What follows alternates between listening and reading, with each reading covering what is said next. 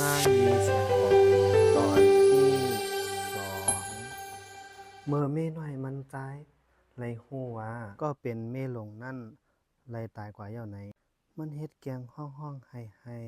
เหมือนใจพ่อเด็กขาดแลเผอไว้หลังซ้ำลักยุ่มดีใจไว้อยู่เตเอานั่นมา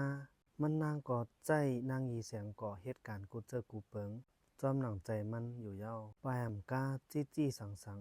ให้นางยีเสียงก่อป้ออำไลหรือเสป้อน้องมันนางก็ต่อหนังนั้นสังว่าใจเย้าอำเปียงป้อใจไหนก็มาทุบมาป้อมันนางเฮ็ดไหนอยู่กัววัน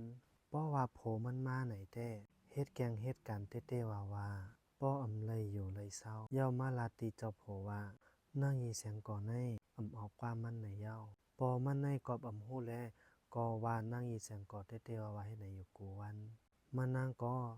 คำอกคำใจเสนางเงาอยู่ตีหิมพังน้ำโยวันหนึ่งมีเต่าคำตัวหนึ่งลุยนำมาเสอยู่หิมตีอันนางแสงก่อนั้น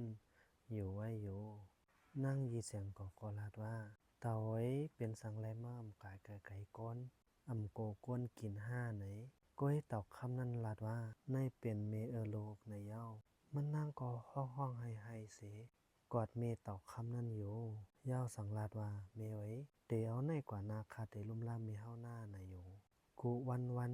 นางยีเสียงก่อก็เลยเอาเขามาเลี้ยงเมมันเฮ็ดในอยู่กูวันเต่าคำอ่อนก็เป็นอันจมเซอเต้ก้อยกาเม่น้อยคิงต่ำงาซ้ำหานางยีเสียงก่ออำหันแลลักกว่างอยตัวว่านางยีเสียงก่อในกว่าไหลไหนเพอมันไหลหันนางยีเสียงก่อเลยตั้งเต่าคำไหนมันก็ยุ่มยายเส